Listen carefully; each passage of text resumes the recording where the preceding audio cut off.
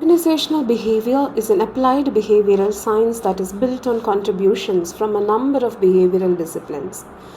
The predominant areas are psychology, sociology, social psychology, anthropology, and political science. As we learn, psychology's contributions have been at the individual or micro level of analysis, while other four disciplines have contributed to the understanding of macro concepts such as group processes and organization. Psychology mostly look into learning, motivation, personality, emotions, perceptions, training, leadership effectiveness, job satisfaction, individual decision making, performance appraisal, attitude measurement, employee selection, work design, and work stress. This is a individual level. When you look at sociology, it covers mostly group dynamics, work teams, communication, power, conflict, intergroup behavior, mostly depending on the formal organization theory, organizational technology, organization change, organization culture. Social psychology, it looks into behavioral change, attitude change, communication, group processes, and group decision making. Anthropology, comparative values, and other things and comparative attitudes, cross cultural analysis, organizational culture, and organizational environment as part of the organization system. Finally, political science look into conflict, intra-organizational politics, power. Psychology is a science that seeks to measure, explain, and sometimes change the behavior of humans and other animals. Psychologists concern themselves with studying and attempting to understand individual behavior. Those who have contributed and continue to add to the knowledge of OB are learning theorists, personality theorists, counseling psychologists, and, most important, industrial and organizational psychologists. Early industrial or organizational psychologists concerned themselves with the problems of fatigue, boredom, and other factors relevant to working conditions that could impede efficient work performance.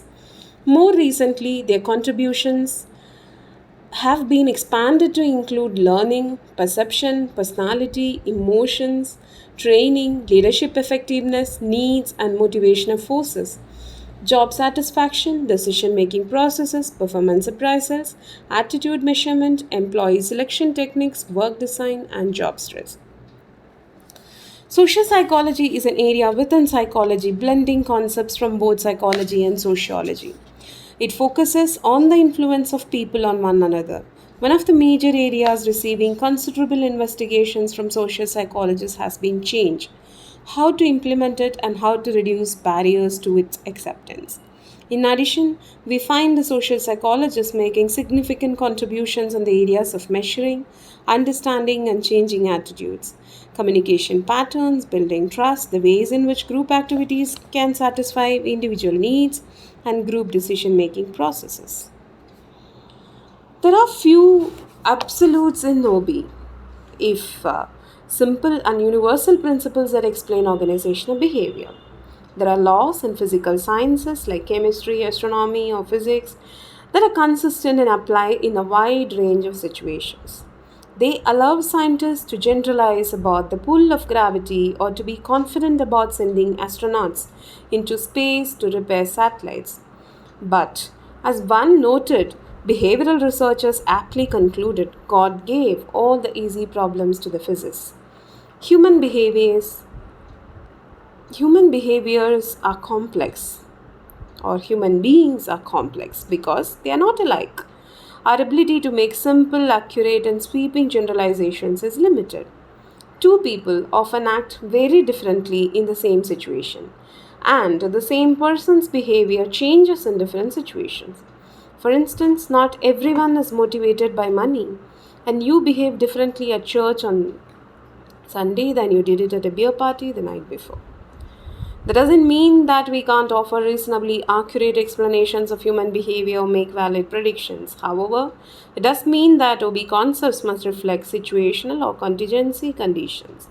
We can say that X leads to Y, but only under conditions specified in Z. The science of OB was developed by using general concepts and then altering their application to the particular situation. So, OB scholars would avoid stating that effective leaders should always seek the ideas of their followers before making a decision. Rather, we shall find that in some situations a participative style is clearly superior. But in other situations, an autocratic decision making style is more effective. In other words, the effectiveness of a particular leadership style is contingent on the situation in which it is used.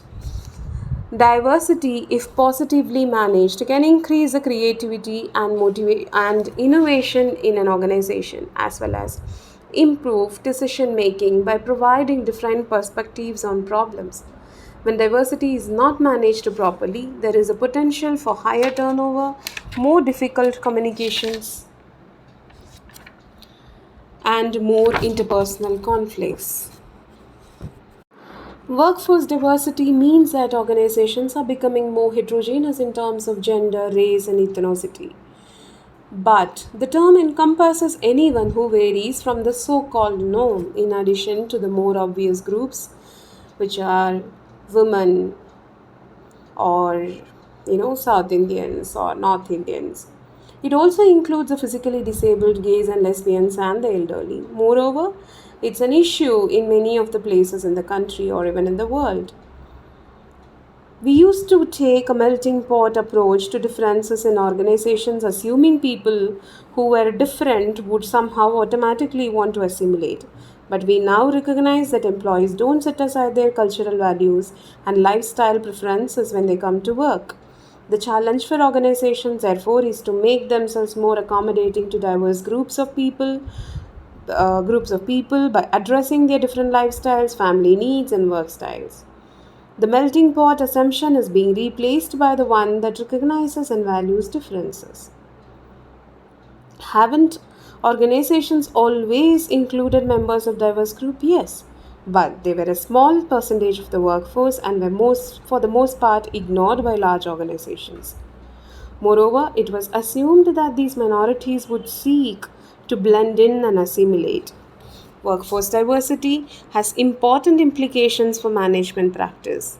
Managers have to shift their philosophy from treating everyone alike to recognizing differences and responding to those differences in ways that ensure employee retention and greater productivity, while at the same time not discriminating.